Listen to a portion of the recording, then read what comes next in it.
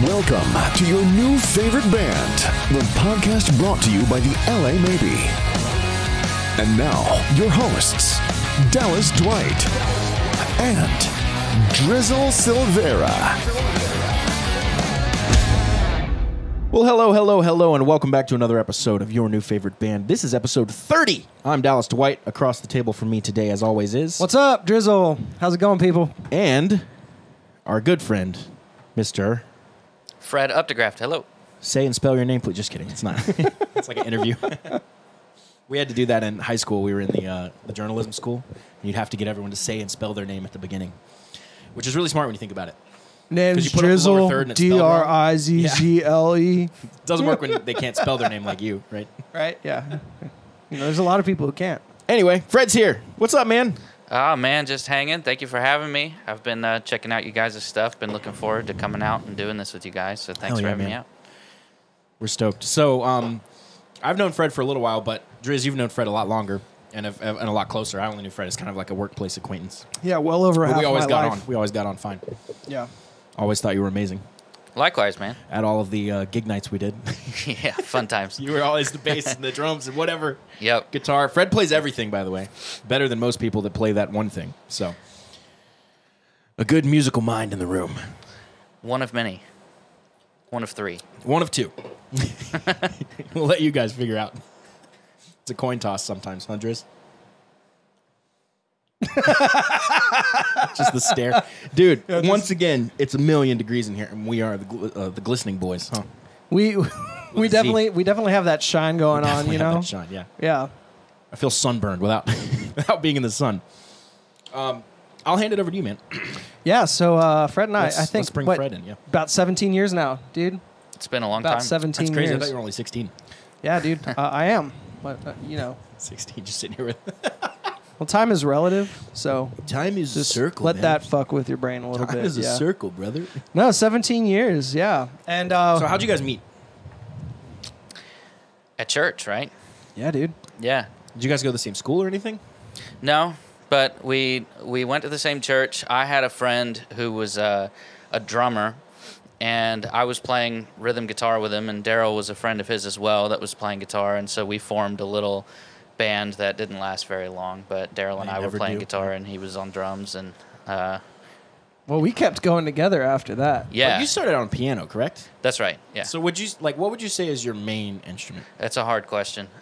People ask me that all the time, actually, but Because I would say from an outsider, it's bass. That's what I see you do the most. you know, it's funny because that was my last instrument. So the reason why I play the bass as much as I do is because of the tribute band that I'm with. I play with the Billy Joel and Elton John tribute. And so, interesting story there. So my drum teacher, Daniel Rodriguez, if you don't know him, Daniel Rodriguez Jr. won the Guitar Center drum-off in 2006. Amazing drummer. He's played with Britney Spears, Justin Timberlake, Prince, Lenny Kravitz. The list goes on. Go look him up. He's amazing. And so he moved into town, and my dad ended up meeting him and was like, "You're amazing. You got to give my son drum lessons," because I was studying drums at the time. And, you know, years later, after we had finished having our lessons, I met him at a bar called Smokey Joe's, and we just did an open mic night. And so I brought the bass, he sat on the drums, and that little jam session turned into a call one day. And so I've been with the band for 5 years now, and just after drilling all that music, yeah. And but yeah, after 5 years of just gigging and playing all the time and learning all that music, it kind of became one of, I'd say drums and bass, as far as playing live music, is kind of my two main. But piano is like where my heart is, you know. Right. That's where you started. Yeah. Right. That's crazy. I feel like a lot of people start on piano and then kind of move elsewhere. I think That's it's a fantastic foundational instrument. Yeah, for sure. Especially for composition and stuff as well. Yeah. I was never as good at piano as I wanted to be. I can play, you know. I've never performed live with piano. I don't think I ever would, but sure. I think it's I also can fool around. It's an amazing tool for teaching music theory, learning music theory. Oh yeah, there's nothing better because it's like just a map laid out. Yeah, you know? well, all the note a C looks like a C, whereas on guitar it's like so different. Yeah, for sure. And it's completely linear. Completely linear. Yep. Yeah. It's also There's worth no saying redundancy. We're all music instructors here, and I met both of you actually through the company that we all worked for, Bold Music. That's right. Yeah, that's how I met you first, actually, before I knew Driz. Yeah, shout out to I've Bold. told the story of how we met on here though before, right? Yeah, we've told the story. You were the only guy with a jean jacket and long hair, and I was like, I got to talk to this guy. Yeah. I told that story on a podcast the other day. Someone was interviewing us for the band, and that came up. Like, how did the band get formed or whatever? How'd you get your coolest member? And you were like, Yeah. well, let me tell you. Yeah. Wait, you're still the new guy. How's that work? Well, I'm not the newest, but I'm still the newest because It's a weird. Yeah, it's just the time isn't linear. That's what we were just talking about. exactly. The It's a circle, callback. man. All right, thank you guys so much. We'll see you next week. Just kidding. But yeah, So you started really playing bass for The Stranger. That was your first time, like. Well, I started through teaching. So I was working for Guitar Center. I was teaching for them, and I was on the sales floor actually at the time. And I told my manager that I wanted to switch over to teaching lessons. And one day he buzzes me on the intercom and calls me to his office, and he says, like, "Hey man, you want to switch to lessons, right? You want to start today?" And I'm like, okay. So what had happened was one of their primary instructors called in that day and said, you know, my girlfriend and I broke up. I got to move back to Georgia, all this stuff. They said, okay, how much time do you need? He says, I'm on my way there now.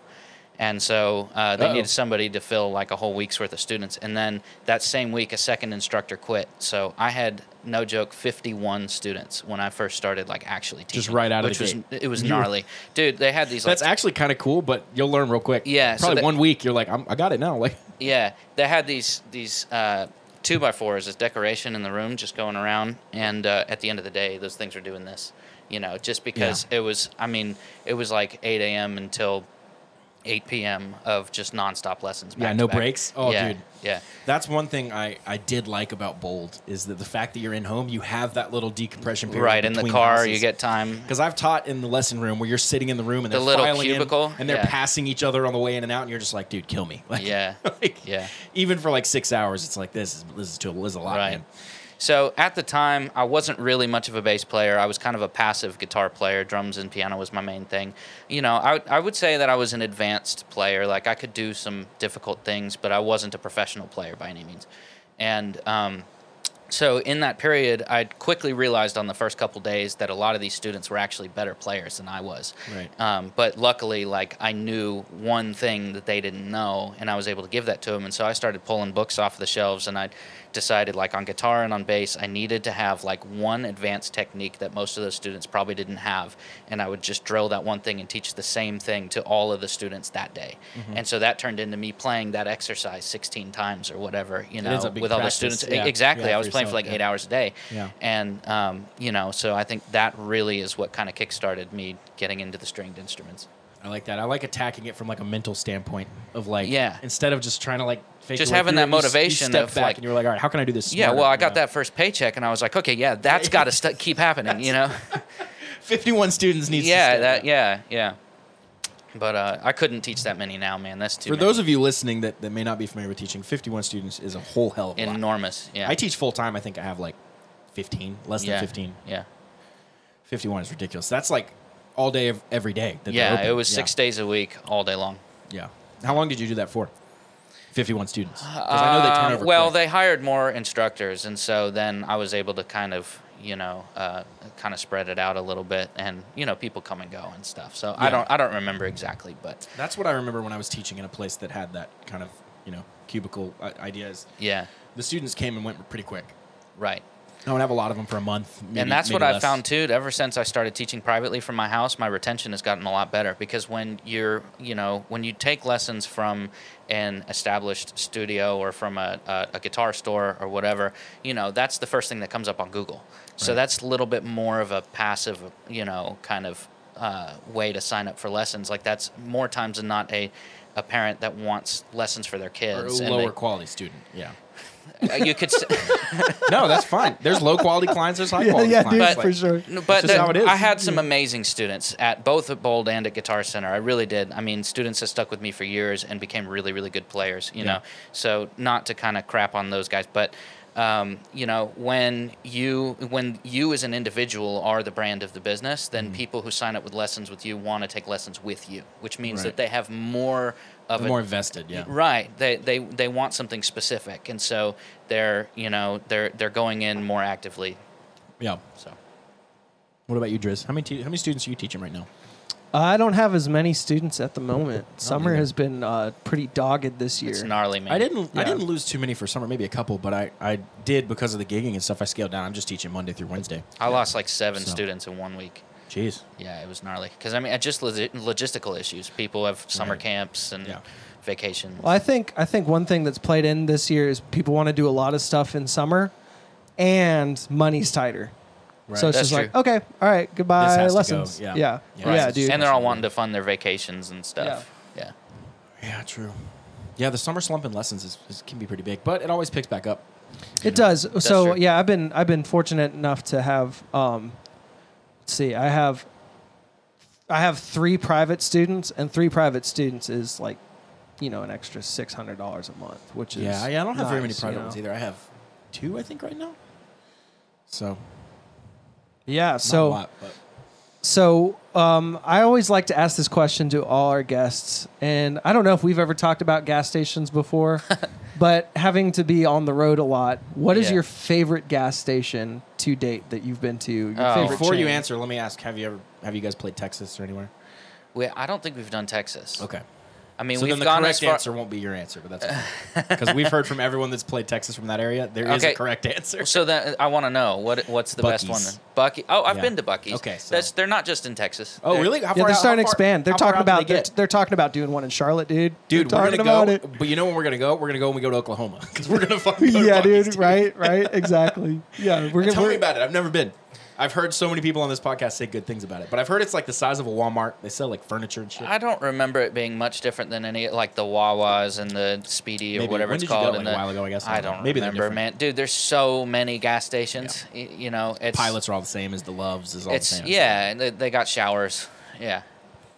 We've never had to do a gas station shower yet. No, we usually when we're on the road, I think we've been fortunate enough. There's usually Lodging someone or we're hotels. staying with that has a shower, or a hotel, or let's see, what's the other thing that we've come across? Green rooms that have showers occasionally. Yes, but I don't remember ever using one. We've been in a couple that had them, but we never used them. I didn't. Yeah, because the 'Cause showers. the problem is you get out of there so late that the venue staff is like, "Get the fuck out, get the fuck out." And you're Yeah, like, "Well, exactly. when are we supposed to use this thing?" Like, Yeah. before you go on stage, which is before you're sweaty. Before you're gross, yeah. Because what a lot of people don't like when we go out on stage, we go out. There's no point in taking a shower before we play. No, dude, no. Yeah. You're ruined after an LA Maybe I'm show, drenched. Dude, there's salt deposits on our guitars. There's salt Yeah. deposits on this table. Yeah. Like, and we're not even playing. Like, I have to like on my guitar where this part of my arm sits, it builds up like Starts you could changing mine for it, I colors. think. Yeah, it's insane. Yeah, so I gigged. I've only gigged that new guitar in Europe, and brought it back. The black one? The black one, yeah, the T46 like 335 style Eastman that I got, and it's got beat marks on it, dude.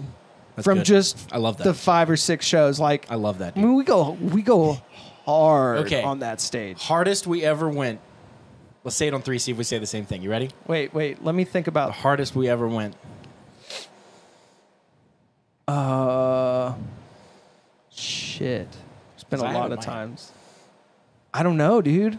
I don't All right, know. what was our best show you think ever? Our best show ever. Yeah. Man. You're thinking too hard. Was it a player one up? I would say Spain. Spain? Yeah. Okay. Yeah. Never mind. Yeah, that was. Just because you did. That's awesome. The show was insane, man. See, but I don't remember that much from that show. But because- all I remember about that one is we had a little powwow beforehand, and we were like, guys, we're going out on 10. That's Yeah. the phrase we kept saying. We're going Yeah. out on 10. And we went out on fucking 10. Like, we started at a max, and we did not stop for the whole time. We played a long show. That was like an hour and a half to 2 hours we played. Yeah, almost 2 hours. And then the treatment played after us, and they also came out on 10, and it was so fun to see, man. It was like, Yeah. that's a band, dude. That's Dude, a band. I was- Those guys rocked. yeah, it was a wild time. They were so loud, man. 'Cause Yeah. they were playing those double stacks. We were just playing our quads. They were Yeah. playing double stacks. Rock- Their bass rock- player, by the way, is like almost 7 feet tall. Wow. He's like looking over the double stack. Like, they're the tallest band I've ever seen, man. All of them. Like the shortest one was like a couple inches taller than me. And like they were all just like, you're standing in a circle around. I'm like, what's up, guys? Like, Yeah. they're really nice. They, man. they UK were, band. They were The treatment. You should tall. check them out. They're really cool, man. Really good, like AC/DC kind of vibe. Nice. But they came out all black leather and just the singers just going nuts, getting the crowd into it, and they just came out hard. And that's Yeah, what we've yeah. been playing around with tons of other bands, and we've been observing and watching and learning. And what are these bands doing that we can take as an inspiration for ourselves, and Right. how can we take a bit of that professionalism that a lot of these bands have, like Buck Cherry, Steel Panther. So I think the biggest thing is setting the atmosphere and ending strong. Setting the atmosphere at the beginning of the show. beginning and the end. Yeah, Yeah, it's like we a learned good that from our friends in 7 Year Witch. right. Exactly. So setting the atmosphere in the beginning of the show doesn't mean just going jumping right into the song. You got to get them pumped. You got to like build the atmosphere. You got to have. You need people that are sitting at the bar to turn their head and be like, all right, what's going on here? I gotta check this out. You know? For sure. Do you guys have anything like? Do you have some sort of stage intro or something for the stranger? We do. We have a track that we play, but it's something that Billy does as well. So it's a track nice. called The Natural. We've got quite a few tracks, some of which are little solo piano things that Billy's done in the past. But the one we use most often is very orchestral, and so it kind of like starts soft and then it builds up and gets kind of intense, and then at the end it kind of trickles and then and then it fades, and then we come in. He says, "What's up, everybody?" and then we go into the song. Oh, that's fun. You guys do one of my favorite endings ever. You do the SNL. Oh, yeah. That was one of the greatest ideas ever, man. I love that, man. Yeah, It's we so fire good. that track at the very end, and it's awesome. I forget the guy's name, but the saxophone player is Oh, just yeah, he's the MD for that band, too, which is kind of crazy. Yeah. That's odd for me. Dude, Usually it's a pianist or I don't remember what it is, but those guys make like $40,000 a show or something like That's that awesome, each. man. It's nuts. SNL, for our overseas listeners, I've talked to a bunch of people from the UK. They don't have any idea what it is. It's very American. It's Saturday Night Live. It's a really popular comedy show that's been on since like 1975, 77, something like that. And its heyday was definitely Not the first today. 20 years or No, so. well, see, I love the Will Ferrell and that era as well. Yeah, Yeah. there Which were was some kinda good when I was- ones. Yeah. That's There's when you this started theory- I think that's when you started to have to dig a little bit more. I've listened to a lot of people talk about SNL on a lot of different comedy podcasts, and they all say that what you think is the best era, right? Whatever you think is the best era is typically whatever era you saw as like when you were coming up. Yeah. Which for me would have been the nostalgia. Will Ferrell, the Tina Fey, that era, and that's what I think is like one of the best ones. Like I Yeah, so I didn't see know- those I don't because know my a lot of mom the older always ones. went out and rented the old VHS cassettes of like the greatest Saturday Night Lives Right. with like Steve Martin, Martin were- Short. That's What were how the I ones was before introduced. them, Was though? like What were the ones before them? Like the Chevy greatest Chase hits or whatever. Yeah, Chevy And, Chase. who were some of the others around this the time? Blues Brothers were. They were at least Belushi, featured. were they on there? John Belushi. There were Yeah, two of them, John Yeah. and Jim. Yeah, John and Jim. Yeah, Yeah, man. John Belushi, I think, was the. But SNL is responsible. I mean, Americans are like, we get it, but anyone overseas, it's responsible for launching a bunch, thank you, of comedians. Eddie Murphy, Adam Sandler. Like, I mean, dude, so many people. Cheers, boys. Cheers. Cheers. Boom. Let me get in on this. Cheers, boys is the official LA Maybe cheer, courtesy of Fosno. Pause. Yeah. We'd be in. Sorry, not That to went laugh. straight into my lung, dude. I fucked you pretty good there. No. So, anyways, we were in. Was it Germany? Munich. Yeah, we were in Germany and Prost, right? Is Prost, yeah. or Post? Cheers in German. No, Prost, yeah, you said it right. Yeah. It's kind of more like Prost. But yeah. Yeah, gotcha. So, anyways, everyone's like, "Yeah, Post," and he's just like, "Cheers, boys." And then we're in Spain, and they're like, "Salud," and we're like, "Cheers, boys."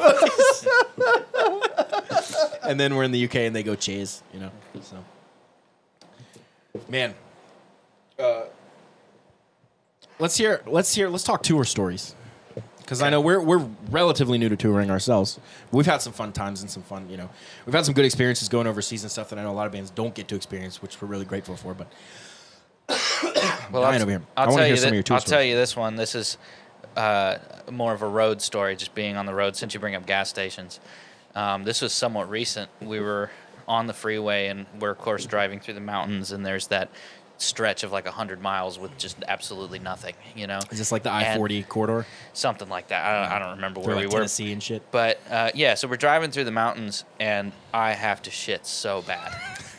I mean, it was just like it was one of those things This where only ends good. I'm clenching, and I'm just sitting up like this, Are you and- driving? Yeah, I was driving the truck. And Just go right there and just we don't have say anything until somebody Right, smells so it. we have a pickup truck and a trailer. And Oh, you do two? Oh, you're doing the one. I see. And so I pull up my phone and I look at the maps and I'm looking for the nearest gas station or somewhere to go to the bathroom. And it's like a solid 30 minutes to the nearest Jesus, thing. And dude. I'm just like, I'm not going to make it. And so I end up pulling over. And I straight up just like squat next to the trailer and just there's cars flying by. And it's like, dude, I mean, what are you going to do in that situation? You know? You don't have any choices. Yeah. But here's my question. Why are you in that situation? I mean, there had to have been a moment in the 8 hours of build-up. Listen, man, when you're on the road, you're eating nothing but fast food. So, it just hits you hard. You know, the Taco Bell hits, and there's nothing you can do. The Taco Bell hits, man. Oh, God, I felt horrible after that Taco Bell that we had that night. Where was that? Heading from, that was when it was snowing. That was from between Alabama and Mississippi. Yeah, dude. Taco Bell's never my first choice. No, I don't never. like Taco Bell. I like if we stop, like I know my order, but nah, dude. Not for me. Nope. Because it does hit you pretty hard. Like, Yeah, that's so- not a myth. So I have a similar story. We were driving up to Virginia, and I'm like, oh, my guts were churning. And I was like, all right, Dallas, find something on the GPS, dude. Like, I got a shit, dude. No, Foz was up front because Foz has to sit up front. Shotgun. At least had to. Were you driving? This is back the Forerunner days when we were driving the Forerunner with the trailer. Yeah. And so anyways, Those were tight. I was tight like, days. I had the same thing. I'm like, oh fuck, this is hitting hard. I remember that run. It was you, the three of us in the Forerunner. That was the first time we ever played Scandals. Yeah, Scandals. That's right. And so anyways, find a gas station, and thank God it was a Pilot because Pilot has like really nice, decent facilities. Yeah, decent for sure. And facilities. like 16 stalls. Yeah. There's always something open. Driz takes So the one right next to the guy that's already in there. Yeah. And everyone is like, okay, I guess I'm just gonna go to the bathroom. I'm thinking, fuck, man, everyone's gonna go to the bathroom. This is gonna I be remember bad, this now. dude. I remember This is gonna be bad. I didn't know that was. We weren't that far from home. No, we were like an hour and a half. In like Charlotte or outside. Yeah, we were kind of like Kannapolis or 85. something. No, we had passed Kannapolis. We were kind of closer to On our way to Greensboro. Yeah, we were getting closer to Greensboro. Yeah. Yeah. Everyone listening that's not from here is like, what the fuck are they talking about? Yeah. Right. Yeah. So, anyways, I get into the stall, and all I did was let go. You know what I'm Just talking about? stop You just holding. let go. Yeah, you're not even pushing. You're just not. And Right. it was one of those. It was You one of just those. lift the gate. Of Exactly, The castle, you right. know? I'm gonna. And the moat just. I'm gonna try to When do the levee the breaks. best impression. Oh, it's one of those. It's short but explosive. Right. Where it's just like. So Yeah. explosive. It's like. And it was fucking dogged, dude, man. That shit stinks. There's You gotta a scene- wipe all your So legs from the splashback. Fucking bad. There's a scene in Parks and Rec where they wake up the next morning after having food poisoning, and Nick Offerman says a line I'll never forget. He says, "I cracked the bottom of the toilet bowl." I almost almost died, yeah. had beer come out of my I watched nose. that happen in real time. That would have stung so bad. You probably still are tasting it. I Yeah. still feel it. Oh, yeah. I see it in your face. You're like, Well, I made you choke earlier, and now you made beer. who made come me out of my spit take? Do nostrils. you remember that? Y'all ever think it was my crapped so son. hard that you popped your back? I have. Straight up. No, but That's intense. now I have a new goal. Right. Yeah. I don't know. I don't think so. I've set the Some bar bad pretty ones, high. man. Yeah, that's a high high bar, I man. still got to do behind the trailer, and now I got to pop my back. Both. You can knock that out 2 for 1. There you go. Yeah. I'd be impressed. Yeah. A 2 for 1. Yeah. Dude, that'd be the worst 2 for 1 ever. Welcome to the new episode of Tour Shits Tour shits. Yeah. with the LA Baby. Change this logo right now. You never The know, logo man. draws itself, dude. People are into some weird shit. And I'm still choking on that. That's thing. got to be a new question when we have guests on. Like, what's the craziest like tour shit story you've ever had? dude. Everyone's got to have one, right? I mean, everyone goes to the bathroom, you know. No. False. Common misconception. Yeah, girls don't poop. That's right. They There don't we fart either. Well, that's not true. We're all silent. What were we talking about? Locker rooms earlier? Locker rooms. Oh, man. What do you guys have coming up, gig-wise? Actually, this coming weekend, we have some of the biggest gigs that we do. We have the Clyde Theater, which is owned by Sweetwater Music, which That's is really cool. the one in Fort Wayne, right? Yeah. I've heard And, really good things. Yeah, so it's basically like the Fillmore, but a little bit larger. And what was cool is last time we played there, the CEO of Sweetwater came out, and he brought his wife, and they were telling us that usually when he comes out, they stick around for 2 or 3 songs and leave, and they stayed for the whole 3-hour show. So they really, awesome, really man. liked us. Yeah, that's awesome. I remember you telling me about yeah, that. it was a packed house. You said it's all like techie and like it's got all the latest stuff. They have and like their crew, I mean, they've been on just amazing tours and stuff. Like these are top-notch guys. And they have a vending machine, a Sweetwater vending machine in the venue that has like hard drives and 58s and, you know, like just music gear in a vending machine, which was I thought was pretty cool. But yeah, so last time they picked us up in a Sprinter van and took us over to the facility, and I mean it's like Google over there, like working for Google. They've got like chiropractors and pediatricians, or not pediatricians, but doctors and you know, all kind. They've got a slide that takes you from upstairs to downstairs and stuff, and they've got a music shop in there as well, and they had some really nice pianos, like $90,000 pianos. So that was cool to check out. But the venue's awesome. And then the night after that is the biggest show that we do, called Connor Prairie, just outside of Indianapolis. It's in Fishers, Indiana. Indianapolis? Yeah. And I think the last time we played there was 13,000. That's awesome, man. Huge. Yeah, and there were the first time we played there was their capacity is technically 10,000, and there were, I mean, people were getting their cars towed and stuff because there was nowhere to park, and it turned into a whole mess. But they said that they turned down enough people that it would have been 20. Nice.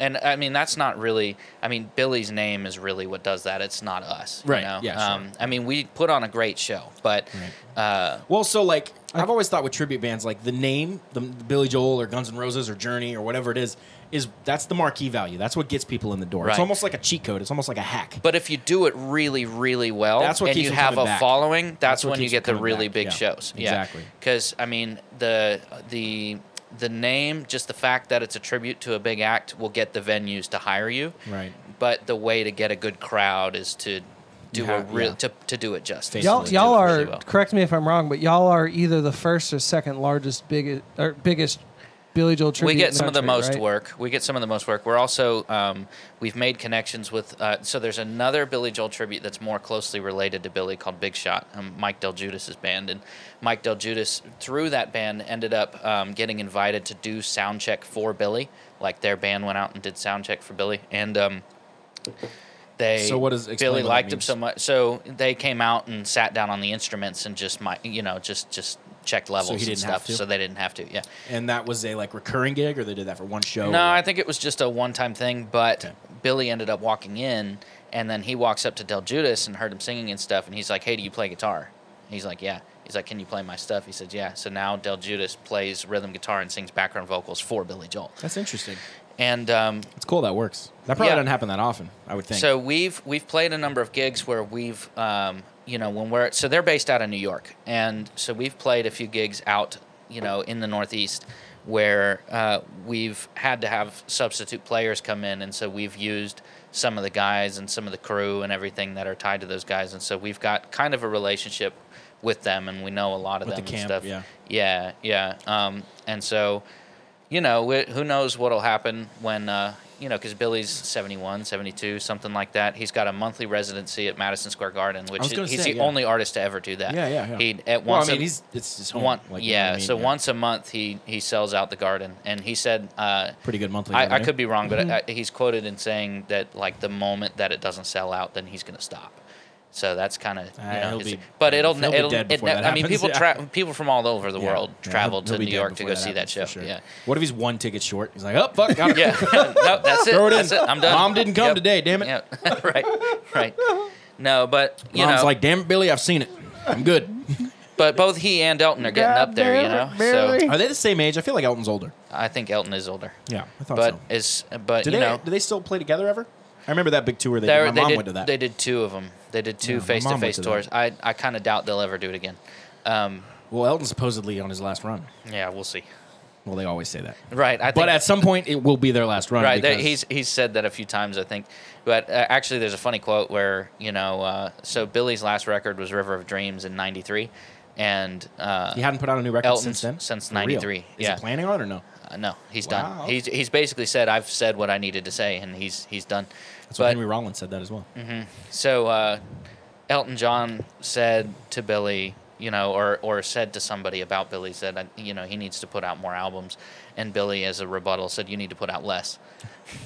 Because he's just True in putting both out. cases. Yeah. Well, Elton's doing all the collabs with like Eminem and Ariana Grande. I know, all man. kinds of crazy stuff. He has this. Yeah, he's just always working. But it's always it's phenomenal. Fun. Yeah, do whatever you want. He's amazing. Yeah, man.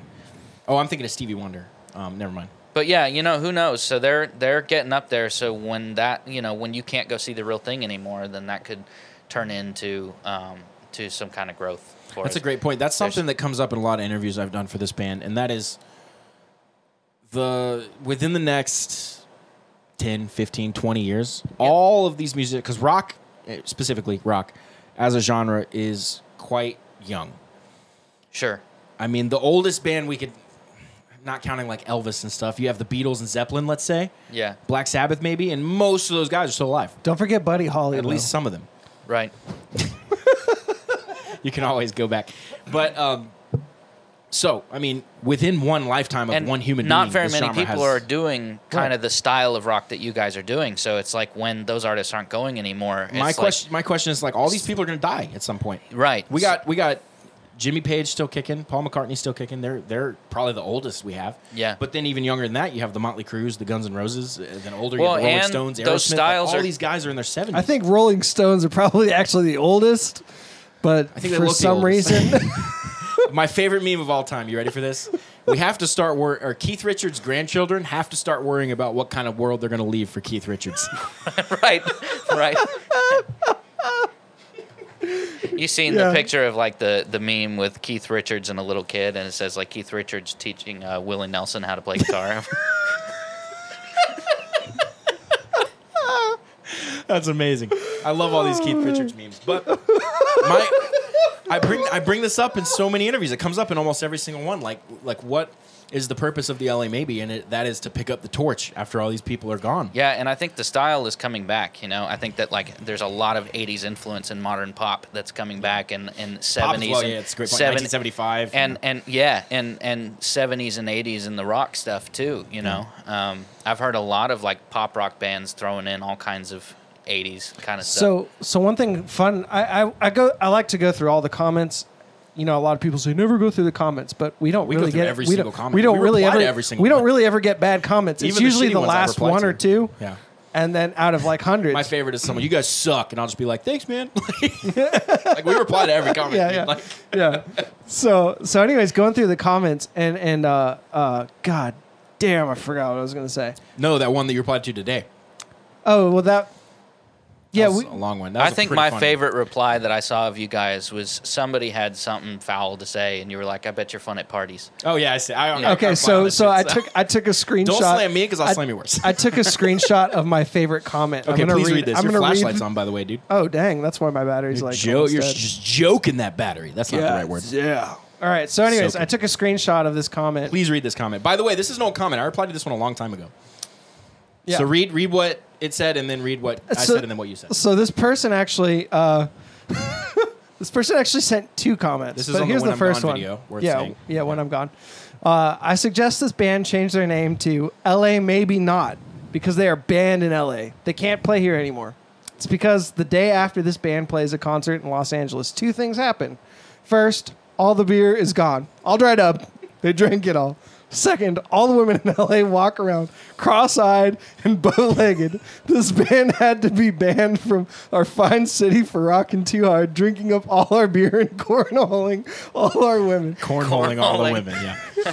I got words for them, Canadian tour. I got two words for them, Canadian tour. So, first of all, we've never been to LA. Yeah, Yeah.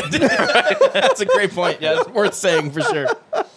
Oh, dude, I'm so fucking red, dude. I look like a lobster. Yeah, it's so this person also I found same name sent another comment, and these ones just stood out to me as so like creative and hilarious. This guy was funny. Yeah, I hope these guys brought their backwoods off repellent.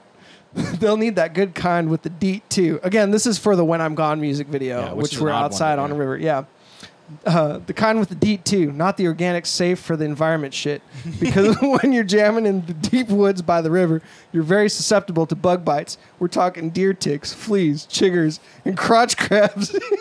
Crotch crabs? Yeah. Nice. You just I don't can't remember be this one. too safe. This band is called LA Maybe. However, they're not from LA. They're from South Carolina. They're banned from playing Los Angeles because everybody knows those Carolina good old boys are looking for only two things when they come to California, and that's ice cold beer and cornhole. This guy, dude. You discovered these today, though, but they've been there for like 9 months or something. I know, dude. Well, so I feel like what's crazy is because the last time I went through all the comments were a few months ago, and a lot of the comments that are saying a year old, I've never seen. Yeah.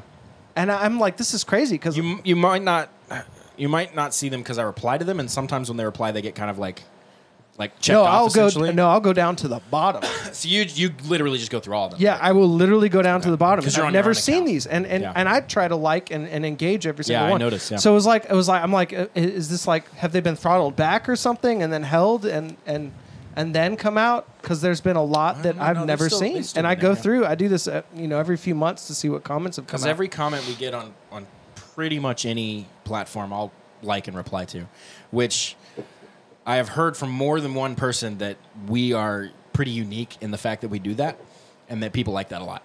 Because they feel like they're talking to us, and they are. They're literally talking. Like, we don't have a social media guy. Like, you're talking to fucking me. Like, when you write, like, you guys suck ass, you sound just like fucking AC/DC, and I bet you're fun at parties. Like, that's just me. When I It's clearly not a team. clearly have my Driz separate from the LA Maybe, because you'll see all the LA Maybe replies from the and LA then Maybe Driz, account. separate, yeah. And then you'll see Driz replying to some of them, but I always thumbs up the ones that are, even just like, nice, loved it. Yeah. I thumbs up everything, So Yeah, for sure. and it creates engagement. People see, oh, they respond to this. They see the video again, and maybe they're like, oh, I'll send this to somebody because they're thinking about it, and they're like, oh, my friend might like this. I'm trying to think, like exponentially. Like one like might be 20 views. Well, what I've been surprised by is how many people comment, SRX the game brought me here, or Outlaw Racing trailer brought me here. Yeah. That's how I found out we were in the trailer of it. I didn't know we were in the trailer. I knew we were in the game because we just signed the deal, but they were in the trailer. And then SRX, we signed the deal, and you and I buy the game, and we're sitting at my house, and we boot it up, and we're the title track. Yeah, dude, it was so wild. Which is why we were Mr. flipping Dazer out. is still to And this they day found the most you, Shazam didn't they? track. Like, Kind of, yeah. Drew Cyphers from Amos's. Yeah, He's the reason that we're in touch with them at all, and the reason we have had such an amazing relationship with Monster Games is because they had posted something that Fusebox Poet was a part of, and it was a bigger game. It was the actual NASCAR Heat, one of the big EA games, NASCAR Heat, and they had posted something and said like, "Hey, we need artists." Blah blah blah blah. Drew tagged me. Was like, "Hey man, submit." So I submitted, and they came back and were like, "Hey, we're not going to use you for NASCAR Heat, but we have this other game, Tony Stewart Racing, and we want to use you for that. We want to use Peace of Mind." This was the Goliath version. I was like, yeah, cool, let's do it. So we did it. That was our first time with them. Then that was it. Thought it was it. A few months later, they always come back every 6 to 12 months. They come back and send me an email. Hey, man, new game. You got any new music? And Dirty Damn Tricks had just come out, or it was about to. So I sent them the whole album, because I was like, I could send them one track, but I'm not going to do that. I'm going to send them the whole album and be like, you pick whatever you want. Yeah. They picked 4. Yeah, they picked 4. We were the only band with 4 songs in that game. The other band that had more than one was 2 songs. We had 4 songs was on in that as well. Yeah. By the way, your new favorite band, Fusebox Poet. You guys check him out. Yeah, Our good buddy Drew Cyphers. Check him out. Just an amazing guy, and he's the singer for that band. Incredible vocalist. But they don't do anything anymore, which sucks. I always give them shit, but they're also the Billy Joel band. tribute, The Stranger. there you go. There you go. Yeah. Our new favorite band, Fuck Fred, is. Yeah. No, seriously. I've seen the show. It's a killer show. I did the video editing with you guys that day. You and me Yeah. sat there for like 6 hours editing You that thing. did. It was incredible. Daryl mixed it, and you helped me with the video. Incredible. That's Incredible Yeah, so stuff. I got to give a shout out. If you so Fred, have the chance to see The Stranger, go see him. Fred, while we got you here for our non-paid viewers, it's The Stranger. Y'all play all over. It's a tribute to Billy Joel, if you guys didn't pick that up. Yep. But let me say this before I have you kind of give your spiel. I've seen them live many times now, I've and never seen them. they're Other than the video. world-class musicians. They do it phenomenally. I've seen the face-to-face. If you get a chance to see the face-to-face, that's the icing on top of everything. It's already an amazing dessert, musical dessert. This is gross. Yeah, Your Mind 4 sucks. Yeah. Fuck you, dude. Anyways, I would use steak.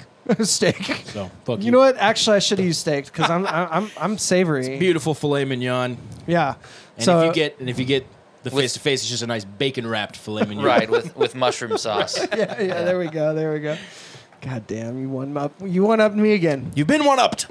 It's too common piece of shit. too common of occurrence. I know. I'm just gonna own it. I'm gonna be a man. You remember that time, side note real quick, where somebody walked up to us and asked us, who's the better guitar player? And you and I, without missing a beat, both go, he is. yeah. Anyway, back Because it's true. because it's true. Yeah, there you go. What a dick question. I think about that once a week, dude. What a dick that guy was. Why would you do that? Some people just he's like to trying to watch sow the world division. burn. Yeah. That's what I was thinking. Just walk up, just light a match, walk away. Fuck Yeah. those guys, Yeah. we have a lot of fun with we call them goobers. You've met them. You know tons of goobers, dude. The guys that come up and just suck your time and suck your soul away, Yeah. and you're just like, please, And someone they're drunk. My favorite is the dudes who come up and like try to stand up on stage. We're in the middle of a song, and they'll go to my band leader and be like, "Do you know any Bob Dylan?" Do you know where you It's are? a Billy Joel tribute band. There's Like, 13,000 people. Get the fuck off the stage. Yeah. Sorry to interrupt your spiel. Dave. Yeah, so Dave, anyways- I'm calling you Dave now. Dave, yeah. It's Dave, nice. No longer sharper image, thank God. I'll take Dave. It's Dave, sharper image, Drizzle. Fuck that, dude. I'm ditching sharper image ASAP, dude. So, anyways, no, that's a good story, actually. You should go watch it. Episode 27, I think. 27, I think, yeah. Yeah. Anyways. The Stranger. The Stranger. No, it's a killer show. Phenomenal musicians, and it's a great time from beginning to end. Yeah. And they more than do Billy justice. I mean, it's killer. It's They a more fun than do time. Billy Joe justice. They do Billy. the icing on the cake is that Mike, my band leader, Mm-hmm. his voice sounds, like identical to Billy Joel. That's awesome, man. And so, there'll be times where I'll be in a grocery store and hear like "Just the Way You Are" come on, and it's like that sounds that's Mike. 'Cause you're just That's sitting there in your ears like yeah, I mean, it blows my mind because I listen to him more than I actually listen to Billy's records Sure. because at this point, I know all probably the don't listen to it songs. at all. So Yeah. well, yeah, because I listen to that music once or twice a week, like just on the regular, and so by playing it, and yeah, it blows my mind listening to those records because it's like he has really, really nailed that down. He sounds just like the guy. Was that kind of natural for him, or was that something he tried to dial in? And That's kind of why I think. Well, And he's can he turn it off is He's another been question. so he's from Long Island. He so actually he's pretty grew legit, up yeah. right down the street from Billy's house, and Yeah. he was a big fan for his whole life. And yeah. What's amazing to me is he didn't make a living as a professional piano player up until joining the band. I remember you told me this. This is wild. Yeah, and so he, without having the classical training that's required to play that music, he just, because he was doing the band, buckled down and had such a good ear and such a strong motivation that he forced himself to learn that stuff, and now he plays every single song like to the T every night, and it really is amazing that he's able to do what he did. That's awesome, man. Yeah, I want to catch you guys live. you should. Oh, dude, Let me know when That's the thing that sucks about being a musician, though. Like can never when see you any other want to bands, see, like Dude, you're I had probably tickets, playing. Remember, I had tickets to see the Black Crowes. Yeah, One of my second favorite band of all time. yeah.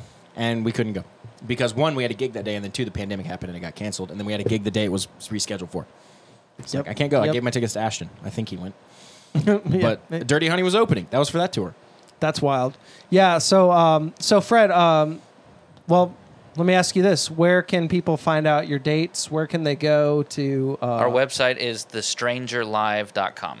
The Stranger Live, and what about social media and stuff like that? We do have a Facebook page. We're actually not very present on social media. So you can find some videos and find information on our Facebook page, Billy Joel Tribute The Stranger featuring Mike Santoro. But most of the information is going to be on our actual website. Okay, awesome. Tour Yeah. dates, etc. Yeah. Nice. And also, where can people follow you? Follow me. Yeah. Well, my Instagram is at Fred Updegraft. That's FredUpdegraft. I got him to say and spell his name. See? Yep. Full Yeah, circle. we did No, it. I got We him did it. too. Shut the Full fuck circle. up. No, I told you mentally, and then Time you is relative. Fuck it, dude. Time is fucking not linear, brother. Time's not linear, bro. I mean, if there's one thing for real, Give me the drunk voice. what the fuck are you talking about, dude? You know what I'm saying is time's not linear, dude. All right, Fred, come on. What's your best? That was good. That was pretty really goddamn good. That was pretty fucking good. That was a real drunk voice. He take a sip. That's the real thing. Fred's like, what's my drunk voice? It's this right here. Yeah, that's it. I would give you my drunk voice, but I can't speak because I'm drinking. Fucking ace, dude. Just won the whole game. Ace That's how you in play the game hole. smart, not hard. Yeah, I'm always the opposite. Play hard. That's one of our new songs, dude. Yeah, dude, that's Nice. right. That's right. That's a teaser. Well, hard, not smart. I play hard, not smart. Oh man, I shouldn't laugh at my own jokes like that. You shouldn't. No, You do. It's Yeah, all right. I just do, dude. I just laugh all the time, man. I just fucking play We were guitar talking and about laugh. something before. About the fuck was it? We were talking about the stranger, right? No, but it was before we got into the actual specific spiel about the stranger. Oh, the comments. Yeah, comments. Did we wrap up that conversation? I think so. Oh no, well, I couldn't remember what I wanted to say. It was something along the lines of like keeping rock alive, but also being, you know, Oh, with the heroes dying and stuff. Yeah. yeah, Right, yeah. right. Oh yeah, heroes Yeah. dying. Yeah. You bring up a really interesting point though about where tribute bands fall in that. Yeah, when the, well, when there's the a big boys retire. There's a Pink you know? Floyd tribute band Brit Floyd, called right? Brit Floyd. I That's know right. Ryan. Yeah. Yeah, Serenity. Yeah. So they're out of the UK. He has a obviously. studio right like down the hall from me. We're in Yeah. the same room. Yeah, he just moved back recently, didn't he?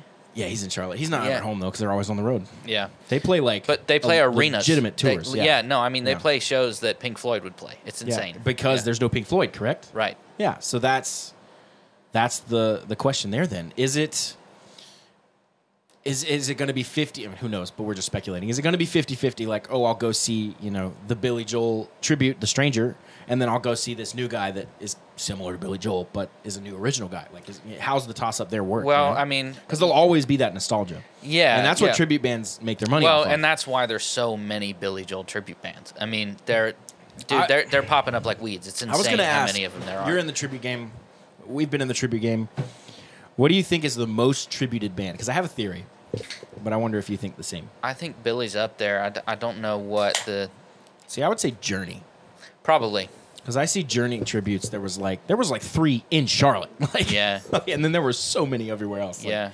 it's ridiculous, man. And then that point, you kind of like carve out your regions, and then like you can't really grow in the same way. And then also like Journey's still doing stuff. So like, if there's a Saturday Right, night gig so and you're playing once- here, and then Journey's playing in the same city, it's like, well, no one's going to your fucking Oh show. yeah, Like, you're Yeah. fucked. You're fucked. Well, that's pretty hard. another thing is there's this kind of stigma against tribute bands for that reason, and it's just not even true. Where people basically feel like you're cheating, but the reality is I just think it's some sort of a hack, but I don't Just- think you're cheating. right. I don't fault anyone for that's. making I money mean, with if you music. dude. yeah, so it's. I mean, Do it. Like, do bottom whatever you line is, can, like- I have a skill in a craft, right, and it's a job. I get Yeah. to go out and play huge shows. No, it's not my music, but that doesn't mean that I'm not an artist. I still write my own songs. Oh, yeah. I still go after my own stuff. what Greg Howe But did, that dude. doesn't mean that you can't. Yeah, but that doesn't mean that you can't go and make a living and actually get paid to play other Yeah. people's music. I think you know? anyone that can make a living with music is doing something. right. Yeah, I mean it's a skill However that not you do it. everybody has. Well, if you're and- able to do it, then go do it. And it's a different world too. It's also humanitarian because how many people can afford to travel to New York And see and Billy Joel, pay yeah. Yeah. to You're see giving- yeah, Billy get Joel? it back yeah. in Well, the it way, gives for you the sure. next. Yeah, it's a cheaper option and it's the next best It's thing. like- A it's lot the of same it's free thing- shows. I mean, a lot of Oftentimes it's better. You guys can actually still move. well, a lot of our shows are especially in the summertime are city Not $1,100 a ticket. are city funded, so they're free. So a lot like the kind of Yeah, city yeah. like the summer concert series stuff, the outdoor bring your lawn chair kind of deal. We get a ton of work doing that, and then also corporate gigs because Yes. you're if you have a big corporate event, you're not gonna hire Billy Joel himself to come out. We You're not won't gonna- say what corporate. We love corporate events because people don't really pay attention. They're just like talking. Oh, we're talking But about it's- fucking rain. But it's really fun to just change the lyrics. We to- start fucking with it. We sing Purple Rain, and I would just start saying fucking rain and just see if anyone would notice. Fucking rain. and just Fucking nobody's rain. paying any attention. And like no one even turned. They just turn their head and be like, nice job, man. Like, yeah, love But that song. But we gauge that. Like if the crowd's really into it, like probably won't do it. Right, Maybe yeah. sneak one in. Oh, this last gig, Hickory Tavern. Yeah. We have to start doing this. Yeah. Uptown fuck. Uptown fuck you Towards up. the Yeah, end, dude, that's all I was saying. Yeah, yeah. Uptown fuck you up. Uptown fuck you up. And like no one knew. So I was like, we need to all just start doing that because it's so perfect. Yeah. But the tribute thing, that's interesting because I think it is like a hack. It's like a shortcut, you know? Well, a shortcut to being able to play big shows. It's not a shortcut to. Well, it's a shortcut to being able to make money. I think, True. Right? Yeah. Well, and that's why a lot of older guys are doing it because they're kind of burned out and they're just like, well, this is what works. Exactly. You know? Yeah. Dude. So, yeah, Prey on it's that nostalgia, hard. man. It's so doing it's original already music hard. is brutal. It's already hard to do a tribute band. It's already a fuck ton of work. It's hard to be on the fucking And there's road. still competition. It's and stuff, fucking hard, dude. Yeah, I think it's all hard. Like obviously we just recently relaunched. Anything goes. Anything Goes, the Right. Guns N' Roses tribute. And that's not so much to like get big as Guns N' Roses tribute. That's really to Generate money for Europe. generate money and also create LA Maybe fans. you're investing right? in yourself. Yeah. Well, we open for ourselves. Yeah. Yeah, that's So awesome. we figured that like if the LA Maybe opens for Guns N' Roses band, there's no better group of people that are going to like the LA Maybe than Guns N' Roses fans. Right. Right. So we just Oh, yeah. basically fill a room full of people that we know are going to like us and then shove our music down Yeah, their it's throats. perfect. And we can Metaphorically. sell- well, Cox physically. But the thing that I think y'all got that backwards. metaphorical Cox physical music. Yeah, physical. Yeah, there we go. There we go. Just CDs, just open up your jaw and just fucking. Sing. Yeah, dude, that hashtag pound me too. Fucking movement might get everyone, dude. Hashtag consent. Never mind. Van joke. Definitely can't say that here. The thing that does bug me though, and I don't know if you guys do this, is that when tribute bands sell merch. Yeah, I hear that. That bothers me. And we don't. And then there's also like when you use the artist's name in your name. Right. Like there's a Billy Joel tribute called the Billy Joel Experience. Right. And actually, Liberty DeVito, Billy's drummer for 30 years, like had Dope had ass name. Yeah, right. Dopest name of all time. He was pretty ticked off about that. I just My saw name's Liberty. he made a big Facebook post recently, That's super just going annoying, off yeah. about I it hate because that. like he's generally anti-tribute bands, but not to the point where he doesn't want them to exist. Like he respects it and everything, and Yeah. he appreciates like actually my band leader Mike met Billy and. Billy shook his hand and knew who he was and said, "Thank you for keeping my music alive." Like That's the artists that's a good attitude actually to have, right? appreciate, Yeah. because That's a good he's attitude not to going to have. be around forever, and we're allowing this music to continue happening in live situations. I But wanted to name our first tour Guns N' Roses Live. And I wanted the poster to be the LA Maybe Guns N' Roses Live. And then just the dates. Right. It'll be like Amos's. People are like, what the fuck? And that was my theory. we did have one show where it was, and it wasn't on us. It was the promotion by the venue, but it was the event was called "Celebrating the Music of Billy Joel" or something like that, which is You have to have alludes the name in there itself to somewhere, right? that alludes itself to a tribute band. But Sure. we found out there was a lot of people who showed up to that show that thought that it was actually Billy coming. That's And- counterproductive. 'Cause Right. They're going to be pissed. But they stuck around and they told us that they loved the show. That's good. So, That means you're good. That's Yeah. as good as you Right. can get. Because they showed they up are like, what good. the If they fuck? ex- Oh, okay. They are You know? really fucking good. Let me just, as someone who's seen the I show. don't know Billy Joel well enough to have any sort of opinion. I'll know Well, you're a good. let me So band. tell here's, you this. so here's the thing. I didn't either, but I went and saw them.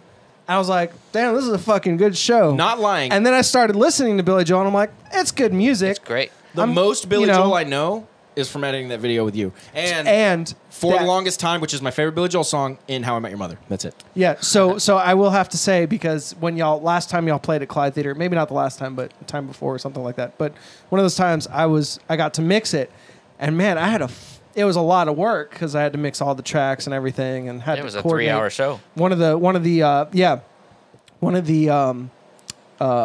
channels wasn't armed, and so they didn't track your guitarist, and I had Yeah, to go Oh, and that's get right. Evan to That was a retrack nightmare everything for Evan. to the show, so I had to send that file over to him. He tracked to He had to that, play the then I whole had to show drag at it the and end. line Yep. it. Yeah, so You guys aren't on Clicker sometimes, or We have a few songs that use tracks. You know, so there's there. like River of Dreams is a good example because it's got a lot of drum loops and what's the one that's kind of jungly? Is that one? yeah. Yeah, Yeah, exactly. Yeah, that's that one. Could have been in like Jungle Book. Wouldn't have known the difference. Right. Right. Yeah. But yeah, so I'd say probably 5 or 6 songs out of the set we use tracks, but everything else is just live. Yeah. But the songs that we use tracks, you kind of need them, you know. Yeah. Otherwise, it would feel a little empty for Supplemental. that song. Yeah. Right. dude, it was so good though. I have to jump in and say I honestly had a blast mixing and mastering Well, you that did an that amazing live job. live Is that live the video performance. That we did? Yeah. So yeah, and honestly, I go back and I listen to Billy Joel, and I like Billy Joel